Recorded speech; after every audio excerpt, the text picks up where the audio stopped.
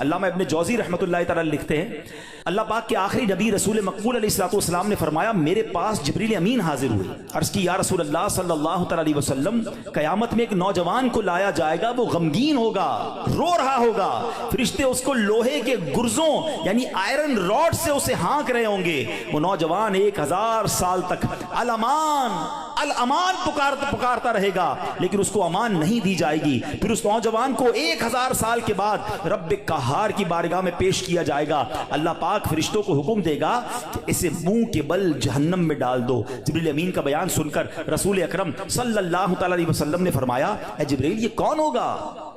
عرض کیا حضور وہ آپ کا ایک امتی ہوگا۔ فرمایا اس کا گناہ کیا ہوگا؟ عرض کی یا رسول اللہ صلی اللہ تعالی علیہ وسلم یہ وہ بدنصیب ہے جس کی زندگی میں رمضان المبارک تو تشریف لایا مگر توبہ و استغفار کی بجائے ماہ رمضان کو اس نے گناہوں میں گزار دیا۔ رمضان میں گناہ نہیں کرنے، یہ بات سمجھ لو۔ آج میرے پیارے اسلامی بھائیوں بات بڑی سمجھنے والی ہے۔ مجھے ایک بات بتائیں، کوئی کہیں بھی گناہ کرے، گناہ ہوتا ہے، غلط ہے، مگر کوئی مکہ پاک میں جا کے گناہ کرے، حدود حرم میں جا کے گناہ کرے، ایک گناہ 1,00,000 گناہ کے برابر ہو جاتا ہے، سزا زیادہ ہو جاتی ہے۔ آپ کی مسجد کے باہر روڈ پہ کھڑے ہو کے معاذ اللہ کوئی گالی نکالے حرام، لیکن مسجد کے اندر آ کر نکالے، آپ کیا کہیں گے؟ خدا کا خوف کرو اللہ کے گھر میں۔ تو اسی طرح کچھ مقام کی اہمیت ہوتی ہے، کچھ وقتوں کی اہمیت ہوتی ہے، کچھ مہینوں کی اہمیت ہوتی ہے۔ رمضان ہمیں بخشوانے آیا ہے۔ اچھا ایسا تو ہے نہیں کہ جیسے رمضان کا چاند نظر آئے گا میری جناب جتنی بھی گناہوں کی عادتیں وہ آٹومیٹکلی بند ہو جائیں گی۔ جس کی جھوٹ بولنے کی عادت ہے، جس کی حرام دیکھنے کی عادت ہے، جس کی لڑائی کرنے کی عادت ہے، جس کی معاذ اللہ برے کام کرنے کی عادت ہے، وہ رمضان میں کیسے بچائے گا اپنے آپ کو؟ تو ابھی سے اپنے آپ کو بچانا شروع کر دیں، پریکٹس شروع کریں اور اپنا ذہن بنا لو آپ کچھ بھی ہو جائے میں نے انشاءاللہ گناہ نہیں کرنا ہے۔ رمضان میں اپنے آپ کو گناہوں سے بچانا ہے۔ میرا موبائل اگر گناہوں کی طرف لے جاتا ہے مجھے موبائل نہیں چاہیے، میں بھلے وہ چھوٹا والا موبائل لے لوں یا کم از کم یہ پیجز اور یہ بہت سارے جو سافٹ ویئر اپنے موبائل سے نکال دوں، کیونکہ کہیں میرا موبائل ہی مجھے گناہ نہ کروا دے۔